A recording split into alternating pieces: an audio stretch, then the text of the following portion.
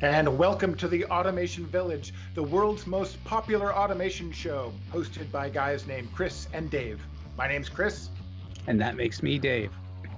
So coming up in the next hour, we have a crash course and a roundtable. We'll see why things are bigger in Texas, including SCADA. We'll have an alarming discussion about PLCs. Someone lands a rocket on Dave. And we'll give a prize to somebody who has a lousy seat. This is the Automation Village.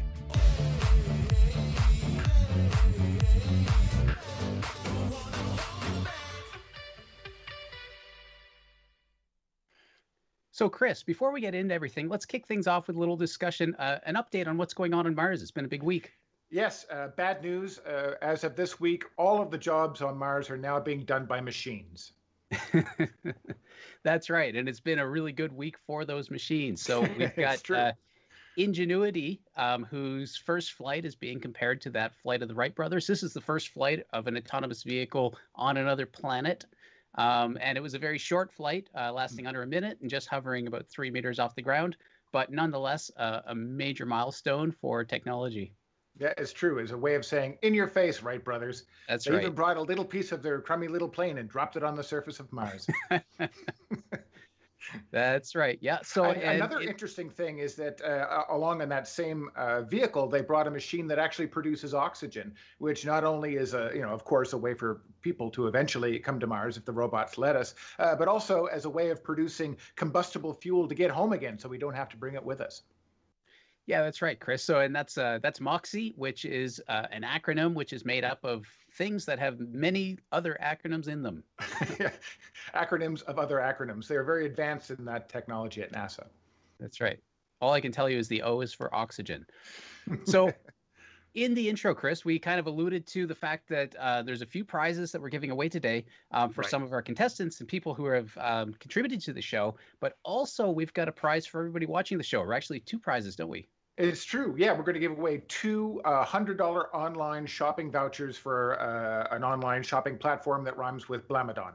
And so basically, everybody gets a chance to lean forward and wait for that secret code phrase, which won't be all that secret. We'll actually shout, "This is the secret code phrase" at the cameras, so there'll be no confusion. But in the meanwhile, open up your email, type in natasha.lutz@trihedral.com, and get ready to put that code phrase, which we'll call it a code phrase, in the subject line. That's right. And you have to put that in exactly how you see it. It won't be interpreted by humans. It will go to natasha.lutz, but as far as we know, Natasha is not the robot who is going to be interpreting that email. Another job lost to robots. There are some other rules, which is that anyone who works at our company or is related to us can't enter. Neither can any of the robots that we operate. And all of the full rules are available on our website and also in the description to this live stream. Yeah, that's right. So Chris, $100 is off the table for you and I, but open to basically everybody watching today.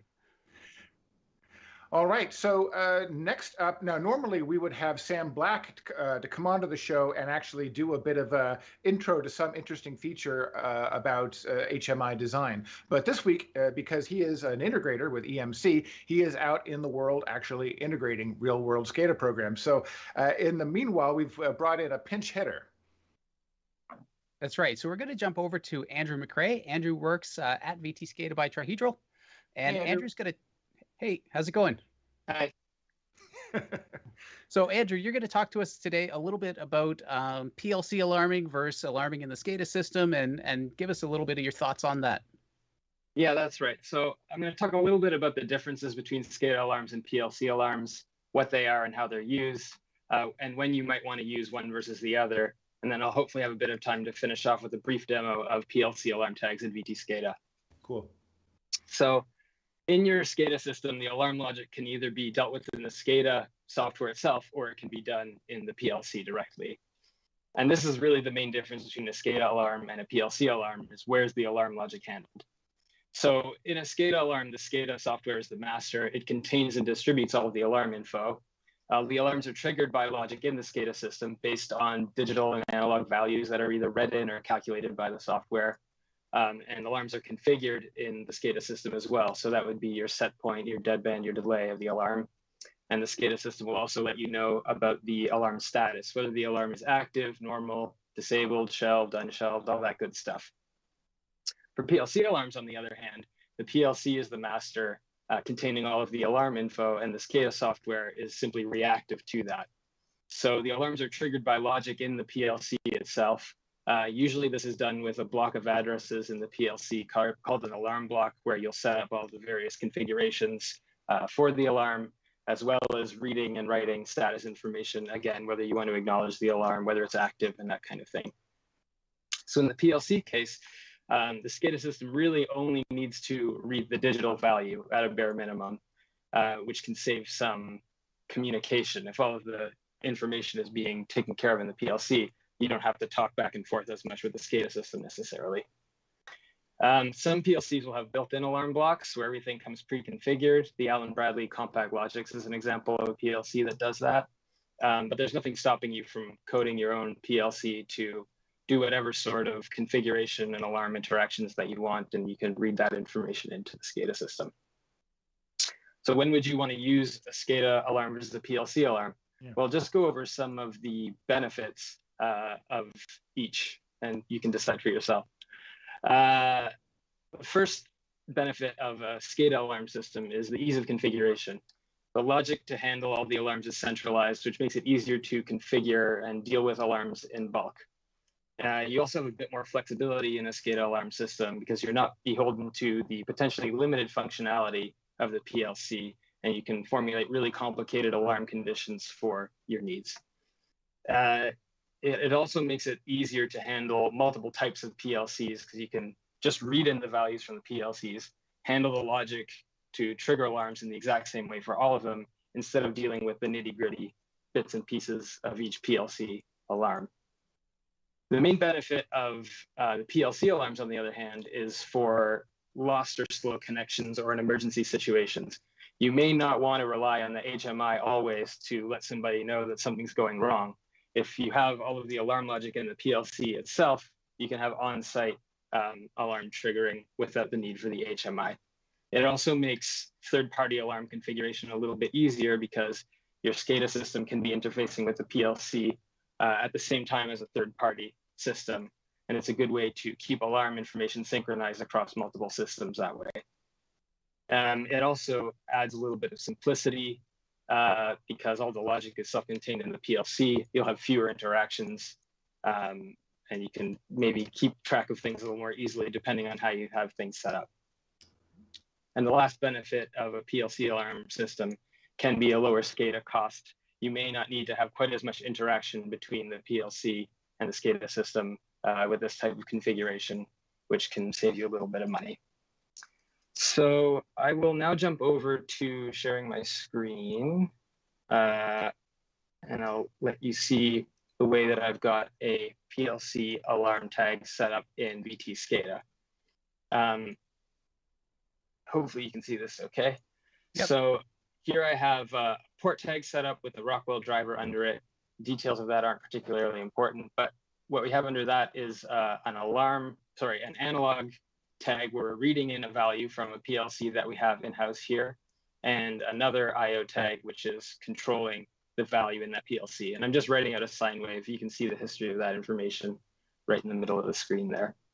And underneath this read IO tag, I have 4 PLC alarm tags, which are part of the same alarm block for a high, a low, and a low alarm. So these were just reading digital values, whether the alarm is on or off in the PLC based on the logic that's being taken care of in that PLC. None of this alarm logic is being handled in VTScada. And I'll show you what the configuration of one of these tags looks like. We're hooked up to the driver, where we have selected that we're using an Allen Bradley SIP PLC. I've selected the alarm type to be a low alarm, and I've provided the alarm block. The addressing in that PLC comes sort of pre-canned, and we're just tapping into those predetermined addresses for the alarm status, whether it's on or off, acknowledged, disabled, or shelved, and some configuration as well. So I've drawn these 4 alarms on the screen here with the various configuration widgets. So I can set, for example, the high alarm set point, priority, deadband, or delay, and I can do that on the fly.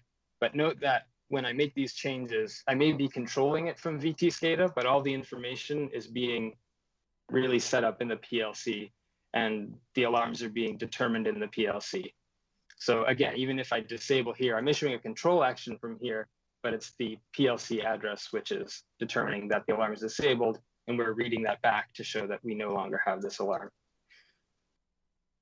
This is all tapping right into our built-in alarm management system. So we can see what the status of the alarm is, whether it's acknowledged, whether it's turned on. And again, we can perform status updates to the alarms here. So if I write and acknowledge, I've acknowledged that alarm, the ACK bit in the PLC turns on, and we read that back so we know that the PLC alarm tag has been acknowledged. So yeah, just driving home that this is really control of a third, or of the PLC itself from VTScada, where we're truly reading that information back in. And that's, I think, mostly all that I have to say about it. That's great. That's at a couple of different trade shows, I've had people buttonhole me asking me about how we support, or in general, the difference between supporting alarms in the SCADA system or supporting them in the PLC. And I didn't have a great answer, and now I think I have a much better answer. Yeah, that's great. Thanks very much. And Andrew, so yeah, you're not just demoing this, you actually wrote a lot of the code that actually baked this into VTScada. Yeah, that's right. Which is part of the reason why you couldn't duck out of this. Exactly. Yeah. Yeah. Yeah, That's and right. We had Jim Wilkes on the chat there. Note that putting those alarms in the PLC can really ease with troubleshooting as well. So thanks, Jim, for that comment. Thanks, Jim. Well, great. Thanks, Andrew, for joining us today. That was a really great sequence. Cool. Thanks Andrew.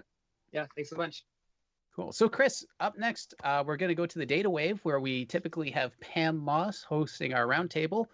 And this week, playing the part of Pam Moss will be Lee Kibler.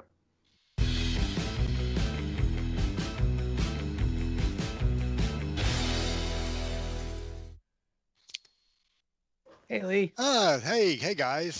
Thanks, Chris. Thanks, Dave. How y'all doing today? Oh, great. Doing well. It's almost spring here.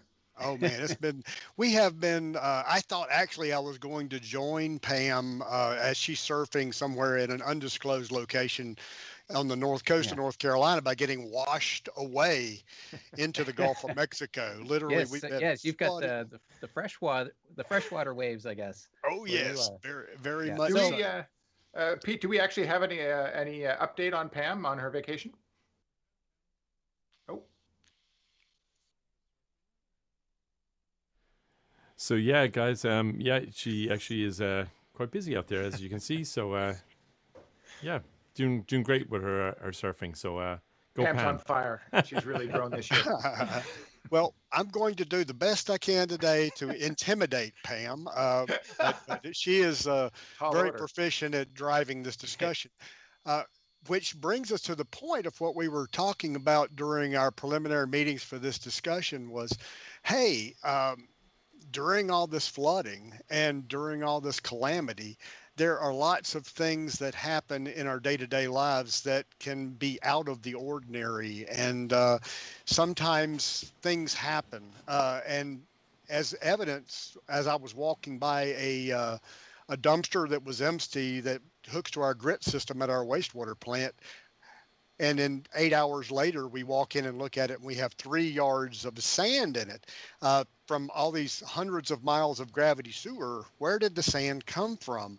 And Pete had this wonderful, wonderful image that would present to everybody in the audience what this could result in. So, Pete, could you show us what we've got there? Yeah, I have it up there for everyone. So it's So it's a fairly dramatic looking sinkhole, to put it mildly. The thing that I found was really interesting about this, Lee, was the fact that that you can see all of the different services and utility providers that are directly affected by this.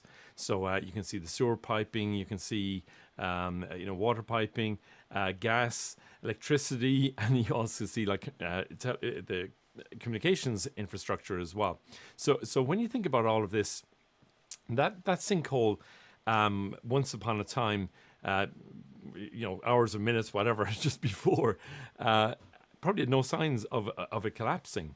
So you could have had like the individual utilities could have been there saying, right, well, maybe I've a small loss of pressure in the case of something like gas or water, and someone might say, well, we've a tiny leak, or we have a communications error because either strands of the fiber optic cable are starting to bend and maybe break, or the cable TV network, those kind of things. But nothing overall that would say, oh yeah, the entire piece is going to drop out. And the roads department might have just said, oh yeah, we've got a few cracks here, we'll just fill them in with some tar.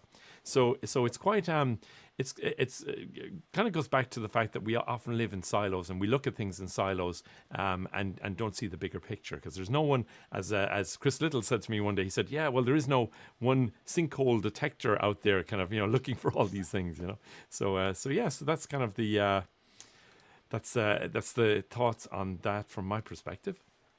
Awesome. Thank you very much. And it's amazing that one moment somebody may have been taking their car and driving right across that road and looked in their rear view mirror and seen this huge chasm form behind them, and hopefully nobody was injured during that whole episode. And this is something that we deal with in the utility industry all the time. We have these sinkholes that develop, and how do we deal with these things in our day-to-day lives from a utility point of view? We have to put in, we have camera trucks, we have all kinds of error protection that we put in place. Just the other day, as this flooding was occurring, we had to deal with switches that were being hit by lightning. We had to deal with hurricane debris that got washed into a lagoon and washed out a dike. I'm dealing with that today, actually. So these things that happen in our existences, we have to be prepared. And we also have to have procedures in place that will deal with these eventualities. And I believe Ian was mentioning some other extraordinary things from an electrical standpoint. And Ian joins us from Dispel, and he's the president there. And he is a very flexible and an intelligent technical person who has a wide array of knowledge. So Ian, could you talk to us about some of these other weeds that can be in the bushes? That is extremely flattering of you. Thank you. Yeah. But there, of late in my world, operational resilience has become a central topic. This is in no small part about because of something that we'll discuss further in a few minutes, which is the forums get together every once in a while in the resilience field and ask each other that you have the equivalent of the Mos Eisley bar, where everyone who's a competitor of one another, for example, in the defense sector, comes together and talks about what the problems are that they think could kill them. And those resilience problems oftentimes take the form of things that are so hypothetical compared to the day-to-day lives that we face when we're working in water that they really aren't relevant. But there are two that have become very evident that we have to deal with. One of them is supply chain risks, which are usually invisible. They're the sinkholes that develop because there are 15 different people building that box behind you, and you just think you can buy the box. But the other, which has become a topic it's entertaining how many people know about it, is a solar flare. There was an event back in the 19th century called the Carrington event. It was when a particularly large solar flare struck the world, and North America is uniquely exposed to this type of solar flare due to the geology underneath us. So there was a huge rebound effect, which back in the 19th century didn't cause much more than a little bit of entertainment in the fact that you could send telegraphs without having a battery hooked into the wire. But today, the relative mapping of what that would do to our economy is roughly equivalent to setting off a nuclear bomb over Oklahoma, which is it would fry the entire system in the United States. And we're not talking about a day or two. What we're talking about is 4 years where nothing is working. You have to get brand new chips. What foundries exist on the planet that are are already shielded to take a blast. So how far down the supply chain do you need to go to start rebuilding your systems?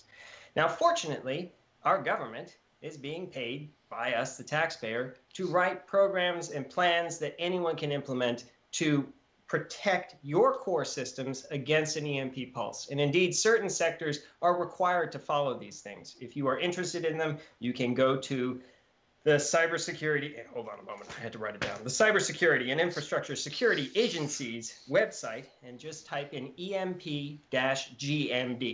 And they have a whole program that you can follow. Briefly, though, on the supply chain side of things, we have two great power adversaries that we have to encounter every day. One of them has made it abundantly clear that they're willing to engage in something known as multi-domain battle, which means that you hit them in one part of the world and they start destabilizing the people in the back. What that means is that they understand the problem is a supply chain one. We can sustain ourselves for a while at the front, but we can't at the back. So one of the things that I hope that everyone is aware of is the need to know your supply chain, all the way down to the individual bits and bobs that form the core systems you run on. And that awareness alone and having a conversation means you know the supply chain, so you will start to know the weak points within it. Awesome. Thank you. How many, if I had to venture to guess, how many people would you run into in the course of your day, or as far as customers would have any idea what a Carrington type event would be? At some point, just about everyone in the water sector, in the hydro sector, and in petroleum more than the others for other reasons, has watched the Discovery Channel show and they therefore have heard about it. But what's also important is after the Austin, the freeze in Texas, people started to talk about the corner case permutations, because the Carrington event probability within the next decade is over 10%. We're at the low point in solar activity right now. The other thing that's taking place is the infrastructure bill might come out, which means there's free money to pay to harden systems. And folks are talking about what really matters from a hardening point of view. It's one thing to put in cyber protections, fine. The bigger thing is you have nature, and nature is relatively predictable, and nature can do terrible things. So why don't we harden that first? Right. And that's where the big money is going to come from, so people are talking about it. So similar preventions would be, lightning, and something that is very, very common that would occur in an industrial or a municipal application or education or any other type of IT or anybody that uses equipment. We encounter lightning on an ongoing basis, and it's basically a small EMP attack right there at a localized point. So that brings to mind, are we prepared to operate our systems in a limited capacity and have procedures in place, not only for running with all this wonderful IoT automation that we have invented throughout the course of innovation, but how do we operate our systems in a limited fashion? Can we design that in? Can we provide training for our operators? Can we evaluate, going to the more industrial point of view, can we have a process FEMA that lists the risks and shows where our weaknesses are so we can plan for spare parts, supply chain interruptions, bad actors over the internet, all these things are different things that are kind of eventualities that could happen to us at any point. I personally experienced this through through Hurricane Sally. We get to see all of our weaknesses. Peter, do you have anything to offer as far as what you would see as a takeaway from this discussion, as far as the things that could happen that we can't see? Yeah, I think the pictures about yourself and Ian have kind of presented. It really goes back to that. We're often so kind of caught up in our kind of tunnel vision view of, I just need a spare part, or I need whatever, a single redundant type system, and not realizing that the redundant system could be located in exactly the same place as the primary system. So if it goes down or if something happens, it's gone anyway. So really, it's kind of to take back, take a step back, and look at that bigger perspective, and take into account that complexity itself masks a lot of gaps, and people forget that all the time. So if you're using too much in the way of third-party components and different things, it becomes very hard to audit, where the weakness is. So try and simplify that process. Try and see, can you reduce the number of third-party entities that you're kind of trying to mash together in some way, and see, can you go with a simpler kind of a core methodology that's easier to train staff in as well then, Lee. Awesome. Thank you very much, Peter. Ian, do you have any wisdom to offer to hopefully mitigate some of these dangers? Trust your gut instincts, usually. The American hobbyist would anywhere else be a threat to national security. And one of the things that comes out of that is people tend to take care of their own garages better than they do their own firms, because once they go to their firm, they find themselves having the challenge of persuading other people to solve a problem.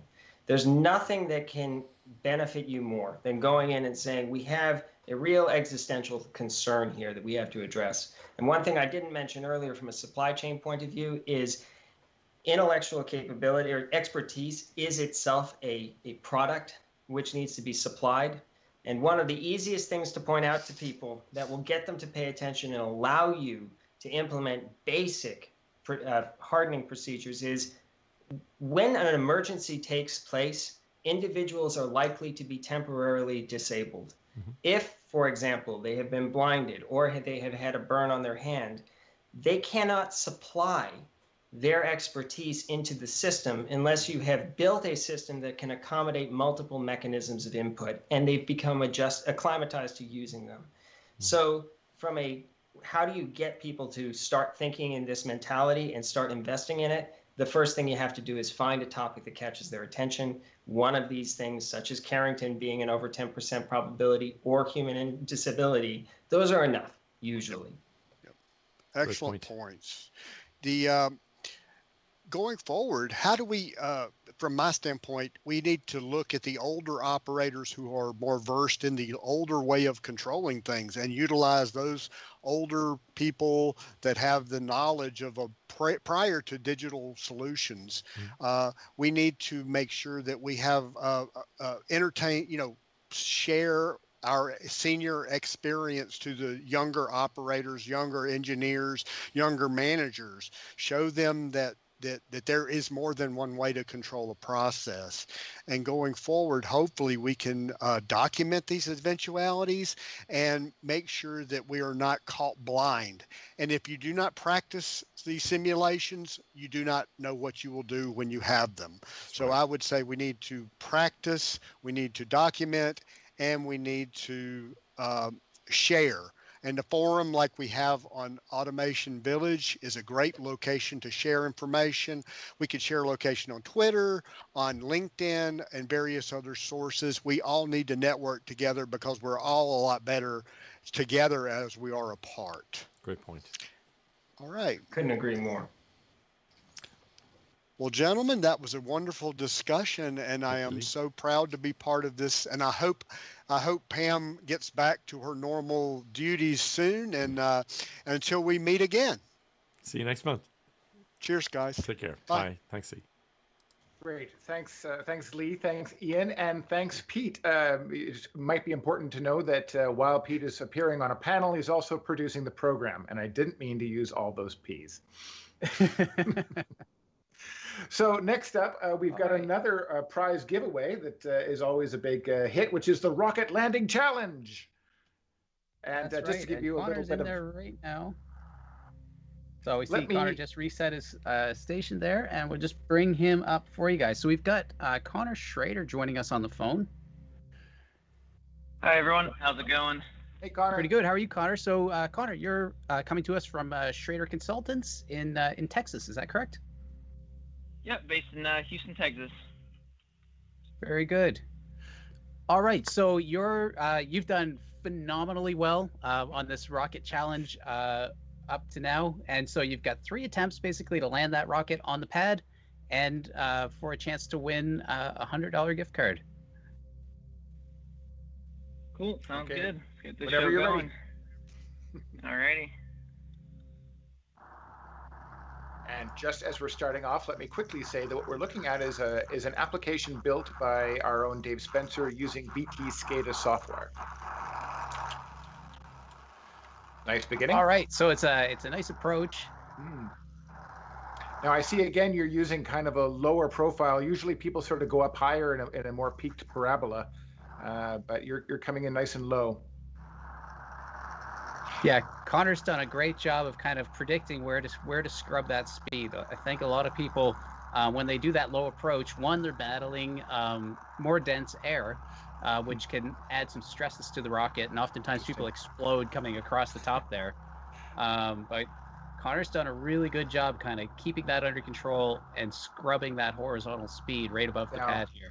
Notice that in the top right-hand corner, there's an alarm window, which means as he starts to get low in fuel, there we have a low-level alarm saying he's got to look out. Right, so this is looking very, very good, though. Wow. Come on.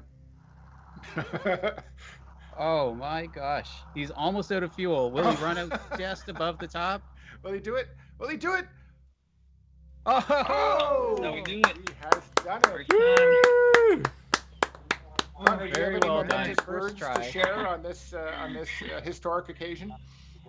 Yeah. All right, so we'll talk to Connor in a minute. Congratulations, Connor. But first, let's take a Thank look you very much. at that attempt. That was fantastic to get that on your first go. So we're taking a look. You can see some of Connor's practice sessions leading up to this. So let's just pause this and go into maybe the last 2 minutes here. Just scrub over a little bit. Built-in trending feature built into VTScada. Yeah, so basically, how we look at this, we're looking at those built-in trends. So first up, let's take a look at that velocity and altitude. So you can see there a fairly low approach, but a really nice profile over the altitude. And then Connor kind of accelerates coming down a little bit. And then you see that kind of waviness as he's just hovering over the pad there for that last little bit. It looks really, really good. So Connor, of course, great, fantastic job. You win your gift card, so we'll be in touch to send you that. And we really appreciate you coming on the show, and your score will live on our leaderboard for future episodes. And if Awesome. you would like to see if you could beat Connor's record, then simply join our forum, which we'll tell you about later, and leave a message there. Great. Thanks very much, Connor. Yeah, I just want to say one thing. I just want to thank Dave for creating this application, for designing and building it all in VTScada. I think it's just another great example of the many applications that we can do with the great and powerful software that VTScada has to offer. All right. Well, thank you for that, Connor. Thanks for coming on. Have a great day. Yeah, thanks for having me. Well, thanks again. Our pleasure.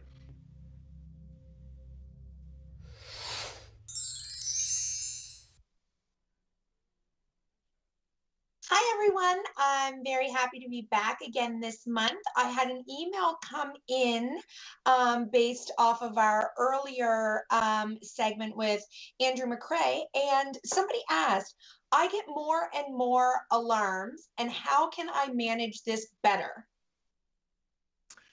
Well, there are a number of standards that, for example, the ISA, which most of you will be familiar with, that's their job, is to create various standards. And in recent years, what they've all focused on is that as these systems continue to get bigger and bigger. It used to be very expensive to put an IO on a piece of equipment and tie that back to a system, but now it's relatively cheap. So now the number of IO being monitored by the same or fewer people has really exploded. So for example, ISA 18.2 is one of those standards for alarm management. It's a standard for alarm management. It's a way of creating a consistent and predictable and effective strategy and culture of alarms management.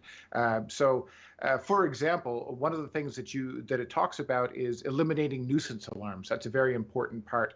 That an alarm is going off, but the PLC that is connected to that has been gone for years, and people just learn to ignore it.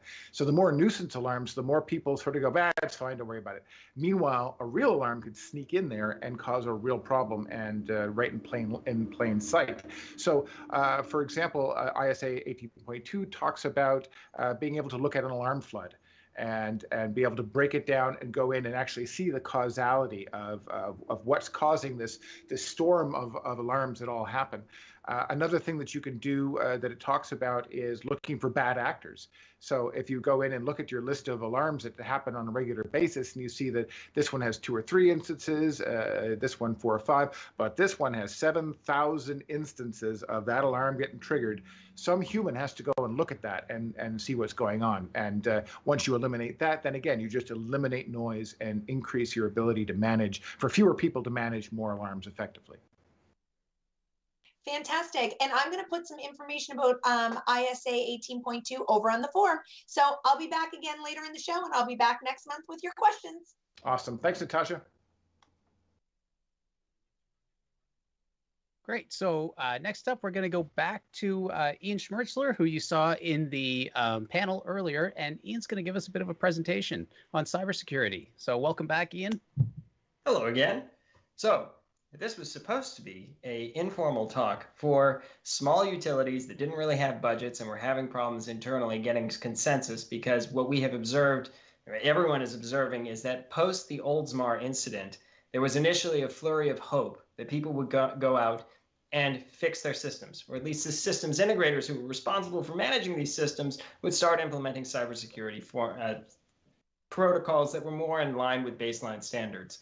And what we have found instead is the classic problem that takes place within the water industry, which is there's a lot of activity initially, and then it gets completely bogged down and nothing takes place. To give you one example of this, a systems integrator that we know, without naming names, has 75 utilities that they manage, which are only protected by the store-bought modems for each one of them. They know this is a problem. We and our closest competitor offered to implement cybersecurity systems at their sites for free to give them a chance to stabilize. That was 2 months ago, and indeed they have done nothing. What this has taught us is the lesson that there is only one way you're going to protect your water utilities out there, which is by being someone who focuses on it yourself and asks the right questions. So in the next 8 minutes, I'm going to explain to you how to do that. So to start with, ignorance is valuable. A good friend of ours is at one of the big 4 consultancies, and he's explained that they make about $250,000 holding a session where they have a kid straight out of college go around and ask a set of questions downloaded from a government website. You don't have $250,000 to spare, which means that you're going to need to go to the website yourself, download it, and use that form. So this weekend, or some afternoon next week, if the weather is good where you're located, it's time to make a big pot of coffee and then Google the National Institute of Standards and Technologies Developing Cyber Resilient Systems. The formal title of this publication is 800-160, Volume 2. Now, I understand that there are a lot of utilities that have dialed into this from Europe. Your standard that you would normally follow is known as IEC 62443, subsection 4, subsection 2. You would have to pay for that. The US government one is free, and more importantly, it covers the same subject matter roughly in the same manner. So as a grounding point, that's the one you need to read. Now, do not pass go when you get this document, but do turn to page 6 if you really dislike introductions. You do not need to be a technical person. It will take you from the ground up in how to protect your systems. We're going to start with 2 sets of practical definitions. A network is any mechanism by which 2 devices can communicate with one another. It could be shouting across a field if devices were humans. The internet is a network between just about every device on the planet. Operational technology are pieces of physical equipment that move. Pumps, actuators, motors, doesn't matter. Information technology, which is referred to as IT, are things that process data. They handle the numbers side of things. And finally, there's operational resilience, which is the concept of having an operational environment that is difficult to kill. And it is at this juncture that the first critical lesson, which is to the detriment of anyone who works in the cybersecurity business, comes to the fore. which is that with physical systems, cybersecurity only forms a small part of the large equation, which is operational resilience. If you didn't have electronics within your environment, you would not be exposed to cybersecurity risks. However, the operational resilience of the system would be lessened because you'd have to have a human on a bicycle running around turning valves. Cybersecurity then is an oversimplification, but it is one that we're going to use a little bit further to try and give you a basic protective environment in a short span of time. Now, the core cybersecurity problem that you, I, and everyone else in this world is dealing with, which was most well articulated by the head of our competitor, which is called Dexter Edward.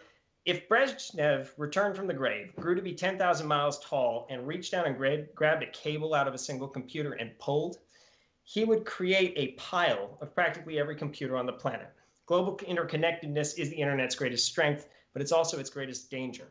The way you can solve this problem is by defining the networks through which devices communicate at 3 levels: the cryptographic level, the topological level, which is how the traffic flows between 2 points, and the temporal level, which is when can data flow between those 2 points.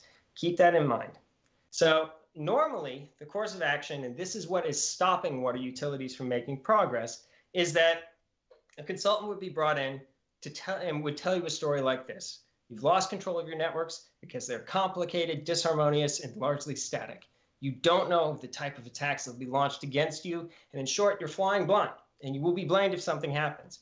You need help in understanding your environment so you can prioritize the problems that need to be resolved, define the solutions, and implement them. And you need a guide who has agents in the field who can learn what threats might be headed your way.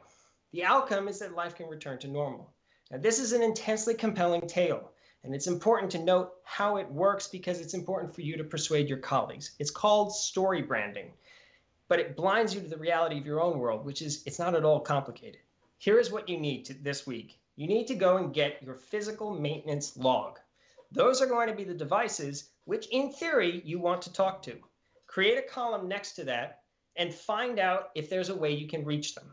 If there isn't one that you know of, have a person go and inspect the piece of equipment and find if there's a little USB dongle plugged into the side. That would mean that a vendor is remotely accessing the equipment. Once you have knowledge of that, you can define how your network connects out to the rest of the world, including how you reach it. It's at this juncture that you'll need something called a firewall.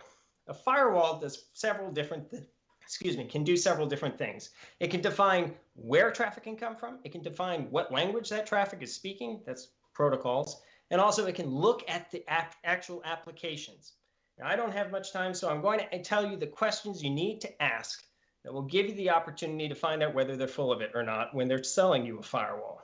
The first question is going to be the encryption of the transmissions they're passing to that firewall. So one question you should ask is, does the encryption that is being used to access my system exceed or meet CNSA suite guidelines? For context, the cost of meeting CNSA suite guidelines is $0. It is only expensive for companies that have not kept up to date with current standards. The second question to ask relates to what's often called a layer 7 firewall or marketed as deep packet inspection. Deep packet inspection means you're just opening up the application and seeing how it works. The question you need to ask is, does your system have a Bayesian-based inspection technique, or is it based purely on heuristics? If they do not know what you're talking about, or they say it's purely based on heuristics, they do not deserve you to answer. You do not need to answer the phone when they call you back. There are plenty of products out there that solve this problem methodically. What we found in water, though, is because people don't know what's going on, they'll buy the cheaper product. Having addressed those basic things, the final question to ask is, who really needs access to my network? Now, this is not a problem that's going to take more than a few days to solve. You can either A, cut off access to your network, having defined it using a firewall, or B, you can go around and ask everyone, well, who's using this system? It will give you a sense of the operational lay of the land. And at the same time, it's going to give you the opportunity to define the methods by which people access systems, the times at which they access systems, and also give you a sense of why are they accessing these systems. Finally, once you have given yourself an operational lay of the land, and I realize I'm nearly out of time, the final thing, the thing that is most important to do is persuade everyone that this is worth doing. And the way to do that is to explain that this is simple. You're not going into someone else's hood to cause a problem. You're going into someone else's hood to understand what's going on so you yourself can solve it. So I hope within 10 minutes, I have managed to deliver something humorous and solvable. On that note, be well.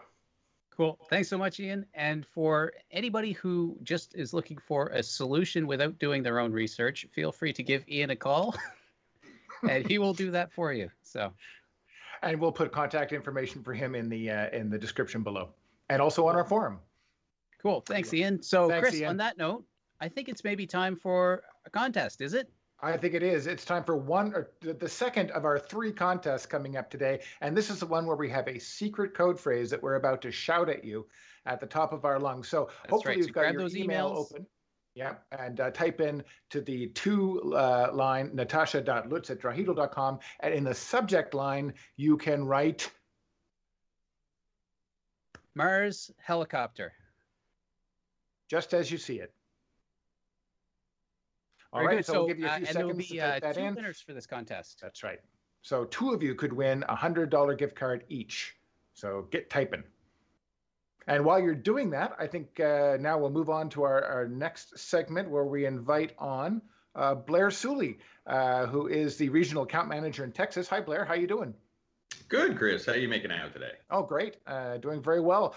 So you, of course, are going to give us a bit of an update on what's going on at the city of Houston. But first, I'd like to sort of get a bit of a grounding in designing architecture for large SCADA systems, because I know you have a lot of experience at various parts of that process. So in your opinion, what is the most important factor to keep in mind when you're designing a big SCADA system architecture? Well, the organization of the whole process is absolutely key right out of the gate. And that, if you look at a system like that, 180,000 values that are being managed within the system, you can't really do them one at a time. So you need to come to grips with the idea that there will be consistencies across the entire application. And that would be things such as a standardized pump, a standardized alarm, a standardized widget, a device that represents a piece of equipment that would be on a screen.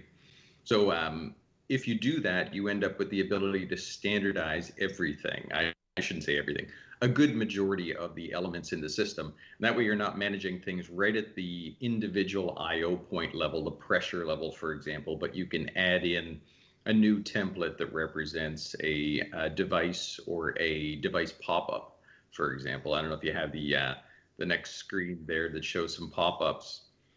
Yeah, these are typical ones that were utilized for that application, and they have a set of tabs underneath them. So if you bring up one for a pump, for example, you end up with a set of tabs that represents the alarm information, the configuration data, the trending information, alarms associated with it. And those are always the same from screen to screen. Therefore, it simplifies not only the development of the application, but also the ability for operators to be able to consistently see the same thing when they open a pop-up. Right. And this is important because this is a truly massive system. Could you just take a moment and just give a sense of the scope of this project? Yeah, it started at about 80 MGD and has expanded under this project to 400 MGD. So we added in 320, which is absolutely monstrous, and it's essentially a duplicate of the system for the 160 and 160 added onto the existing 80. Now the 2 parts that are 160 each are going to be our VTScada software and utilize these templated graphics. So part of the process was going through and CDM Smith, who was the main consultant for the design of the standards, and Jacobs Engineering also for the alarm standards. They consulted with the client and defined a collaborative approach whereby they identified the standard look and feel, but also, and which is pretty close to the typical high performance HMI type of a look and feel. but they utilized some colors that were consistent with what the operators were typically used to, because the customer, Houston itself, did not want to drastically change everything right out of the gate, which I think was a really smart idea. Yeah. So give us a sense of the timeline going forward from here. Well, if you show the next screen there, you pop that one up, Dave. There's an example. That's where we are right now. We have rolled out a good portion of the first 160 MGD functionality of the system. And this was a collaborative approach where everyone got the ability to utilize those templates and commit their individual portions of the application from all these different cities. That part is now completed, and they are on to phase 2, which is essentially a mirror or a duplication of the first section of the application. So we, as you see there at VTScada, we are the online support team. Everyone's developing in real time. Servers are on site in Houston. Some users are on site in Houston, some configuration people, and others are in other cities such as Tampa, Boca Raton, Seattle, and such. So yeah, I think we'll be done about a year from now. I believe they'll be rolling out the second phase of this application. Thanks, Blair. That's great. That's a really nice snapshot of the whole project, and also some larger ideas that kind of apply to all larger systems. Thanks for joining us. I know you're super busy. Thanks very much, Chris. Appreciate your time. Okay. See you soon. Okay. Bye. All right, so now it's time for industry news. So now we're going to have another round table, except this one I think is perhaps less round, more square. Yeah. So hey guys, basically today what we're going to do is we got our team here. We've got Pete Diffley, producer Pete. We've got Natasha back again, and of course Dave. And basically we're going to share some links and some interesting facts and factoids that we found on the internet. So Natasha, why don't you kick things off? Yeah, sure. So our guest that we had last month, some news came up about Acker. So Acker BP has completed plugging wells at the Valhall Field Center as part of a modernization of the field as it aims to produce a total of 2 billion BBL. And so a total of 30 old wells from the original drilling platform have been plugged over the course of 3 campaigns. So that came up. Also, C3 AI and Baker Hughes are providing an enterprise AI solution to accelerate Petrona's digital transformation program. So more information on these 2 news items I'm going to pop into the form later on. Excellent. Over to you, Dave. Yeah, sure. So big news that's coming out of the U.S. today, and that's President Biden commits to having the greenhouse gas emissions by 2030. And regardless to where you sit on the side of greenhouse gas emissions and the environment and whatever, you know, this is good news for everybody. People in more fossil fuel oriented sectors are going to probably get a bunch of money to modernize themselves and to bring those applications up. And people in the green industry or the blue industry, as often many of the fossil fuels are going, will be put into a place where they're getting a bunch of money as well. So if you're in the industry business, I think this is going to be really good. There's going to be lots of opportunities. We're seeing countries like India investing heavily in the modernization of things like coal. And in Canada, we're seeing a big investment. So Capstone has just opened up the biggest solar farm in the country. And in the UK, we're seeing actually a skills shortage, which, again, if you're in the industry, is great for you in offshore wind. So like I say, it's basically good news all around for the energy industry. Awesome. Thanks, Dave. Over to you, producer Pete. A couple of quick ones, Chris. In control design this week, I spotted something interesting. So this is all with the theme of robots taking over the world and Mars, definitely. So this is probably going to go to Mars, but it's the Technic robotic bartender that can serve up 130,000 possible drinks. Kind of interesting. There's the whole article on it. This is using Technic's clear core controllers and 6 ClearPath integrated servo motors to mix up cocktails. And so 130,000 possible drink combinations. So there you go. So that'll be on Mars first. So first thing to go. They say that'll be oil changes coming in champagne flutes on Mars. There we go. Yeah. And the final one is just to do with this MIT startup. They have this robot that unloads trailers blazingly fast. It's a great article in Robotics and Automation News. I'll post it in the forum. And it's about this company called Pickle, and this thing can do 1,600 picks per hour, but it works with humans to actually unload trailers really, really fast. I assume that article is called "Get Out of the Way." There we go. It's like. Yeah. Awesome. Thanks, Pete. So I'm going to finish up with the water wastewater news. One is I'd like everybody to know about the 11th annual SWAN conference coming up. That, again, will be a virtual conference, but as SWAN basically is dedicated to smart networks and in the use of technology in the water wastewater industry, I look forward to what they have in store. The theme this year is redefining smart water, which is probably a good time to do that. And they'll have speakers, they'll have presentations, online opportunities where you can actually speak to people and interact, one-on-one meetings, contests. And also important, we are the Platinum Engagement sponsor. So we're already coming up with some fun ways and contests to come up with to kind of keep people on their toes and leaning into their screens. And lastly, we won't go too much, we're all almost at time, but water giants, Veolia and Suez have finally finalized the deal in principle, waiting on the fairness commissions to make sure it's okay. They are finally going to combine into one massive company, I think with a combined earnings of $37 billion. Wow. So what I assume that means is that large shows like AWWA's ACE and WEF's WEFTech, that basically you'll have one hall that has the giant Suez booth built on top of the giant Veolia booth, and the other half of the hall is empty. And that's it for industry news this week.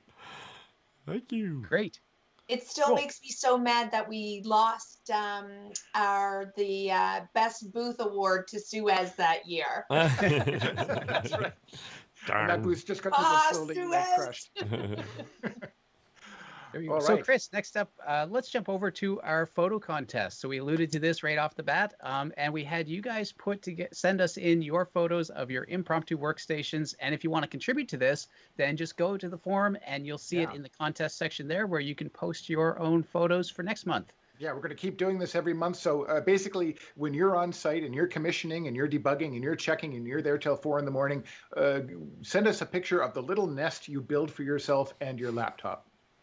Yes, so this one is actually VTScada Fest, what you guys may be looking at right now, and that's VTScada President Glenn Wadden and salesperson Tim Donaldson getting ready for the fest. So if we can jump to the next one, we'll wait and see. Okay, so Waterado put in his favorite seat, which this is what I like about this is it's minimalism. It really is. That's right. Yeah, I mean, and I think he noted in his post that they're normally a little dirtier than this. Yeah, I think he was giving us the clean version, definitely. Right. Yeah. Yeah. Yeah. So next up, I really like this one from EEB. Also, first of all, I know that our own Brian Sinkler in our Florida VTScada office right now is shouting at the screen, "Go Gators!" Yeah, that's right. That's right. Yeah, yeah. I think the only thing I would have changed about this one is I would have put that can of ravioli a little closer to the exhaust fan, and maybe ran a little F1 to keep it warm. Yeah, that's a good idea. Nice. So next up, we've got Glister. There's a lot going on here I want to talk about. And one is, I'm really glad that the sheriff is personally looking after the water wastewater system. Yes. And also that they're listening. Oh, go ahead. Yeah, I was going to say, it looks like he's also got the key to the city there. That's right.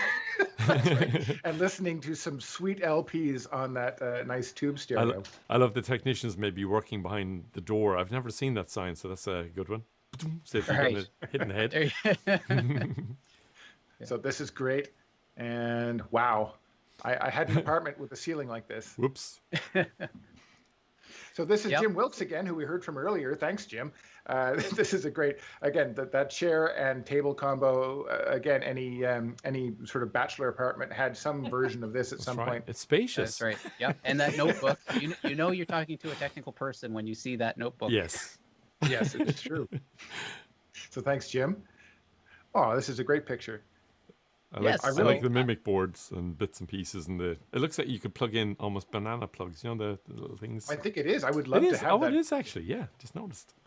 Yeah. So this is. I'm curious. Is this a test bench, or do you think this is going in as? Is this the production? I don't know. We don't know. Yeah, so, thanks for that. But this is that's wonderful photo. I like the team watching on. It's great. Yeah, me too. Here's our friend Lori. Lori K. That's right, a VTScada regular. So if you come to any VTScada event, you will certainly meet and hear Lori running through the event. And she sent us, these great pictures. And something I get the sense from this person that they are really buff and really ripped, and that they spend their free time just lifting iron. That's lifting iron, tightening bolts. Yes. Thank you. That's what they call CrossFit. Yes. So that's great. Cool. Again, a lot going on here too. A lot of risk going on in terms of balancing things on top of other things. Yeah. I like the fan as well. It's just tucked away there. Mm-hmm. Oh, lovely. So this one, RTA with the umbrella and what looks to be a fairly leaky area around his station here. That's electronics and water. So good. A can of Raid, which I assume they're using for debugging. That's fantastic. Laptop approved. Yep. So, and here we have Sage in a very clean looking environment. Yeah. That's nice. Yep, so too. I like that. A great photo. Looks like actually a pretty good setup. It is nice. Yeah. Yeah. Lots of Looks like a proper PPE seat there. going on. Yeah. So in this one I think we laughed at the it's ladder logic on ladder logic. This is just brilliant. It writes itself. All right, so SCADA Steve on the water meter box. What does it say? Water meter? It's a water meter box. It's unclear whether this is Tupperware or water meter. But as he's sitting on that, I hope that the that hole is not for a vent. And this is a new one. I haven't seen this one. Yeah, this is a transformer. So yeah, I actually like this because it was you can sit down and use it as a heater as well as put it on your laptop and have the air blow out at you. Keeps your coffee warm too. It also looks very clean. Yeah, thanks for that. Yeah, Tim. that would be good where we are in Canada sometimes to keep our lithium batteries powered. All right, so those are the entrants, and now the runners up. Ladder Logic. Ladder Logic. Brilliant. So really good. Deutsch 312. Congratulations. How much do they win? How much are they getting? Gift card coming your way. Nice. Yep, 50 from. And next up, PEB. Yeah, we just love the ravioli. This is it's dashboard dining, Italian. Yeah. So again, superb. Another $50 gift card. Yes. And now for our winner was this umbrella. This is the risk reward and debugging. And, well done. Yeah, that should buy you a nice awning. Yes. Yeah, that's right. Or a raincoat and a waterproof cover for your laptop. So thanks very much, everybody, for sending those in. And the winner gets $100. Really enjoyed doing this portion. Yeah, the winner gets a $100 gift card as well. So congratulations, and thanks for everybody for entering. And again, if you've got a picture of your little nest on your work site, submit to our forum. It's free, and you'll be in the running for next month. Great. Excellent. So that's I just wanted to note to everybody else who did submit but did not win, I'm going to reach out and send you one of these special limited collector item Automation Village bus stickers. These are super cool. They really are. They're nice ones. So yeah, and there'll be bonus points if your photo has one of those stickers in it next month. Yes. That's right. Send us a photo that has this sticker in it. You're going to get bonus points for sure. Yes. So Pete, tell us about the forum. So a very quick one. So keep everything coming. The subscription rates are shooting up along. So tell your friends, tell your colleagues. So please hit subscribe in the forum, and you learn lots and get to interact with us all. Thank you. That's great. So Dave, how about VTScada Lite? Where can people find that? Yeah, so VTScada Lite, if they head to VTScada.com, or even if they Google free SCADA software, just look for it's VTScada.com/free SCADA software. I think it's the full URL. You can find VTScada Lite. That's our free version of a SCADA software that comes with the development, the drivers, the historian, basically everything you need except that alarm dialer. We actually even gave you a thin client so you can connect through your phone and other things within your own network. So you can download that. Again, it's free for industrial use up to 50 IO. And if you make an application in that and you do want to move beyond the 50 IO, you can just upgrade your application through to a paid version without having to recreate it. So say vtscada.com/free SCADA software. Awesome. Thanks, Dave. And finally, I invite everybody here today. Thanks for being here. Please just take a second and click like on this video, and then go ahead and click subscribe. You'll get automatically notified every time a new video goes up, and we are posting new content pretty regularly. And finally, shows like this really excel by word of mouth. So if you could tell a friend, if you know one person who would enjoy to take an hour out of their month to listen to something fun about automation, please send it to them. We'd appreciate it. The recording for this episode will be online for a little while, so anyone will be able to watch it. After that, you can just join our forum and watch them all. That's right. And remember to post for the rocket lander. That's right, if you want to join that. So thanks, everybody. Some thanks to Lee Kibler of Riviera Utilities, Ian Schmertzler from Dispel, Connor Schrader, a master lander from Schrader Consultants, Blair Sooley, our own Blair Sooley from the Houston office of VTScada, Andrew McRae, a VTScada developer, Pam Moss, and Sam Black, who we're looking forward to having back next week, and of course, everybody here in the Hall of Automation. Thanks. Take care. Cool. Bye, Thanks, everyone. Everybody. Bye. Have a great day. Everyone. Bye-bye.